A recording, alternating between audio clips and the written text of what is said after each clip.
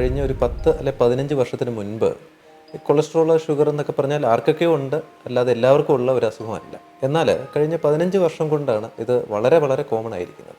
അതിൻ്റെ കാരണങ്ങൾ നോക്കുകയാണെങ്കിൽ 15 കൊല്ലം കൊണ്ടുണ്ടായിരിക്കുന്ന ജീവിത രീതിയിലുള്ള മാറ്റങ്ങൾ.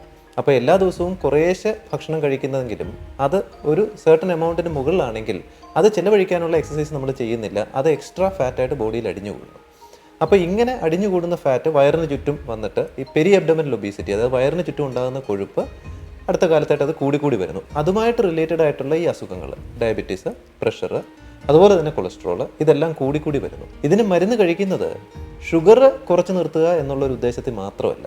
ഈ ഷുഗറോ അല്ലെ കൊളസ്ട്രോളോ അല്ലെ പ്രഷറോ കൊണ്ട് ഭാവിയിൽ രക്തക്കുഴലിനുണ്ടാകുന്ന ഡാമേജ് തടയുക. അപ്പോൾ അങ്ങനൊരു ഡാമേജ് തടയണമെങ്കിൽ അത് എത്രയും നേരത്തെ തടഞ്ഞു തുടങ്ങാമോ അത്രയും തന്നെ പ്രയോജനം കിട്ടും. ബോഡി വെയ്റ്റ് കറക്റ്റായിട്ട് മെയിൻറ്റെയിൻ ചെയ്യുക, ഭക്ഷണത്തിലുള്ള നിയന്ത്രണം, സ്ഥിരമായിട്ടുള്ള വ്യായാമം. അപ്പോൾ ഇങ്ങനെ 3 കാര്യങ്ങളും ഇതോടൊപ്പം ഉണ്ടെങ്കിൽ ഒരു പരിധിവരെ ഈ 3 അസുഖങ്ങളും വരാതിരിക്കാം.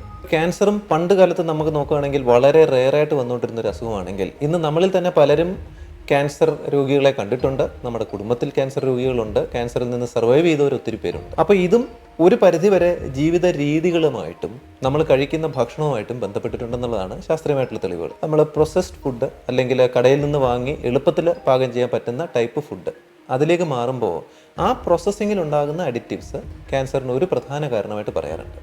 പിന്നെ ഈ അക്യുമുലേറ്റഡ് ഫാറ്റ്, അതായത് ബോഡി ഫാറ്റ് കൂടുതലുള്ളത് ഒരുവിധം എല്ലാ ക്യാൻസറിൻ്റെയും ഒരു റിസ്ക് ആയിട്ട് തന്നെ പറയുന്നു. നമ്മൾ ശ്വസിക്കുന്ന വായുവിലുള്ള അന്തരീക്ഷ മലിനീകരണത്തിൻ്റെ പാർട്ടിക്കിൾസ്, അതും ഒരു പരിധിവരെ ലങ് ക്യാൻസർ, ബ്ലാഡർ ക്യാൻസർ, ഇങ്ങനെയുള്ള ക്യാൻസറുകൾ ഉണ്ടാക്കാമെന്നും കാണുന്നുണ്ട്. അപ്പോൾ ഇന്നത്തെ കാലത്ത് നമുക്ക് ക്യാൻസറിനെതിരെ ഒരു പ്രതിവിധി എന്ന് പറഞ്ഞു കഴിഞ്ഞാൽ അതിനുള്ള നേരത്തെ തന്നെയുള്ള പരിശോധനകൾ ചെയ്ത് അതിൻ്റെ സ്റ്റാർട്ടിംഗ് സ്റ്റേജിൽ ഉണ്ടോ ഇല്ലേ എന്നുള്ളൊരു കൺഫർമേഷൻ കിട്ടി അതിൻ്റെ തുടക്കത്തിൽ തന്നെ അത് ട്രീറ്റ് ചെയ്ത് ക്ലിയർ ചെയ്യുക.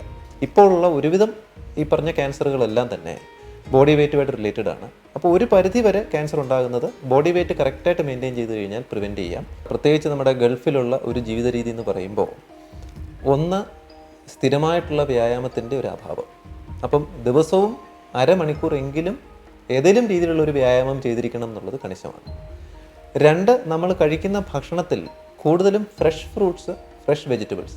പിന്നെ അരിയാഹാരം ഒരു പരിധിയിൽ കൂടുതൽ കഴിക്കുന്നതും വണ്ണത്തിൻ്റെ കാരണമാണ്. അപ്പം അതും ഒരു പരിധിവരെ ശ്രദ്ധിക്കുക. പിന്നെ സ്മോക്കിംഗ്, ആൽക്കഹോൾ, ഇത് രണ്ടും തന്നെ ക്യാൻസറും അതുപോലെ തന്നെ ലിവർ ഡിസീസും പ്രിവെൻറ്റ് ചെയ്യാൻ വളരെ പ്രധാനമാണ്.